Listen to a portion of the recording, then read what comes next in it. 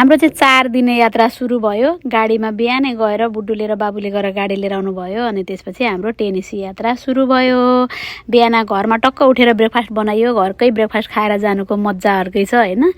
अनि त्यसपछि सबैजना भएर ब्रेकफास्ट खायौँ अनि यहाँबाट गाडीमा बस्यौँ। गाडीमा बसेपछि पुन्टुलाई यहाँ रमाइलो हुँदैछ, उसलाई कहाँ जान लागेको होइन, पुरा एक्साइटेड छ ऊ पनि। अनि गाडीमा बसेपछि यसरी सबैजनाले ल एकछिन भिडियो बनाउने फोटो खिच्ने चल्दैछ, रमाइलो हुँदैछ। अब ऊ पुन्टु पनि हेर्दैछ। हामी नर्थ क्यारोलिना पुग्यौँ। नर्थ क्यारोलिनाबाट फेरि हाम्रो यात्रा लम्बियो अनि त्यसपछि नर्थ क्यारोलिनाकै एक ठाउँमा रोकेर हामीले फेरि बाटोमा घरबाटै बनाएर लिएर गएको यसरी यहाँ त्यहाँनिर चाहिँ लन्च खायौँ होइन। घरबाट पास्ता चिकन यसरी आफैले बनाएर लिएर गएको थियौँ। एकदमै रमाइलो हुँदैछ। गाडीमा सबैजना हल्ला गर्ने, यहाँनिर 2 जना अगाडि चालक र सहचालक 2 जना पालै पिलो गाडीहरू चलाउँदै हुनुहुन्छ।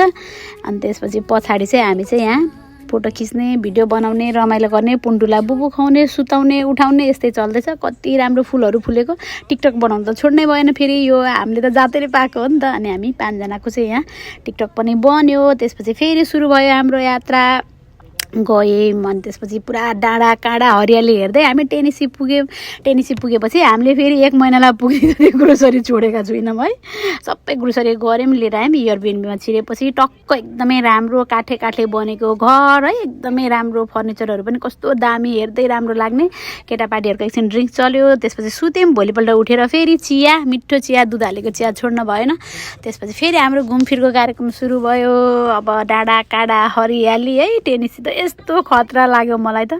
तपाईहरु पनि घुम्न जाने ठाउँ खोज्दै हुनुहुन्छ भने टेनेसी इज एकदमै राम्रो ठाउँ है। मलाई चाहिँ एकदमै नै मन पर्यो। पानी हेर्नु न कस्तो कलकल बग्ने पानी, खोला नाला, पुन्टुला पानीमा चोप्देको बिचरा हात थियो।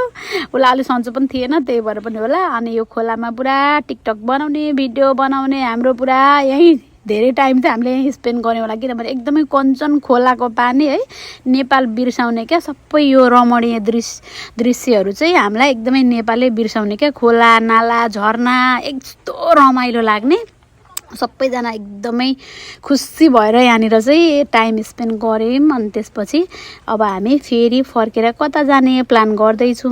अनि सबैजना भएर यसरी यता आयौँ। यो अर्को ठाउँ चाहिँ कहाँ आयौँ त भन्दा हामी राइड गर्ने ठाउँमा आयौँ। यति धेरै राइड गर्ने ठाउँ यहाँनिर यस्तो खालको राइडहरू त हरेक ठाउँमा रहेछ। डरले सातो हाँसेछु म, डरले हाँसेको है। बुइनीले पुरा वहाँनिर कुदाएको छ, मचाएको छ। म चाहिँ डरले मरे भन्दै हाँस्दैछु। एकदम मजा आयो। पुन्टुलाई चाहिँ बुडुले लिएर बसेछु। हामी चाहिँ मजाले राइड गऱ्यौँ। अरू सबैजनाले दुईजनाले गर्ने, दुईजनाले एकजनालाई मात्रै गर्न मन लाग्ने, डर नलाग्ने छोरोले चाहिँ एकजना आफू सिङ्गल गर्यो। अनि त्यसपछि राइड यसरी यो राइड गरिसकेपछि अब यहाँबाट हामी फर्क्यौँ। अब हामी चाहिँ चियर लिफ्टमा जाने प्लान गर्दैछौँ। चियर लिफ्ट झन् यस्तो रमाइलो है, यति माथि डाँडामा जाने, पुरा खतरा दृश्य देखिने तलतिर। अनि त्यो केबल कार जस्तै तर ओपन क्या, कस्तो मजा आयो है यसमा बस्न चाहिँ। हामी अगाडि पछाडि सबैजना बोलाउँदै हाई हेलो गर्दै यसरी रमाइलो गर्दै माथि डाँडामा चियर लिफ्टबाट पुग्यौँ। माथि झन् कस्तो राम्रो झरनाहरू, डाँडा फुलै फुल है। यो स्काई ब्रिज अनि स्काई पार्क, खतरा ठाउँ, एकदमै रमणीय दृश्य। माथि गएर तपाईँले हेर्दाखेरि त यस्तो आनन्द आउँछ है। यहाँ त मलाई 7 दिन बसे पनि पुग्दैन होला, त्यस्तो मजा लाग्ने ठाउँ रहेछ। अति नै राम्रो लाग्यो टेनेसीको यो ठाउँ चाहिँ।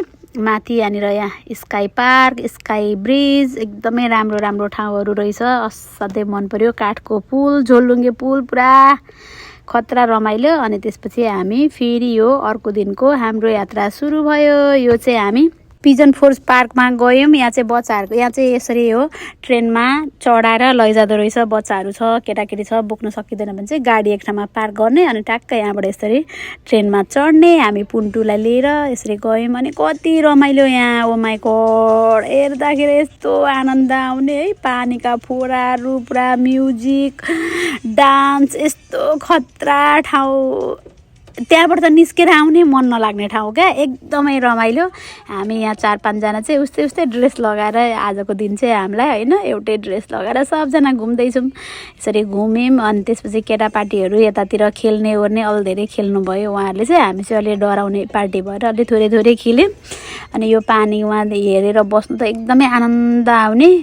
अनि केटापार्टीहरू एकछिन घुमेर खेलेर आउनुभयो सबैजना। यहाँनिर चाहिँ एउटा त्यो फ्लोरिडाको जस्तै क्या त्यो यस्तो मनपर्ने ठाउँहरू रहेछ क्या मलाई चाहिँ। त्यस्तो चाहिँ यो हेर्दाखेरि चाहिँ फ्लोरिडा जस्तो भयो क्या। टेनेसीको कति ठाउँहरू चाहिँ त्यस्तै अब गेमिङहरू हुने अनि खेल्न मिल्ने। अनि त्यसपछि अब हामी केबल कार चढेर एनाकाष्टा जान लाग्यौँ। एनाकाष्टा त झन् यति रमाइलो रहेछ है। केबल कार चढ्यौँ अनि माथि पुगेपछि माथि यहाँनिर केबल कारबाट थपक्क झर्छौँ। यहाँनिर केबल कारमा नि रमाइलो हुँदैछ। अब यो माथि केबल कारबाट देखेको दृश्यहरू नि कस्तो राम्रो छ, एकदमै मजा आउने।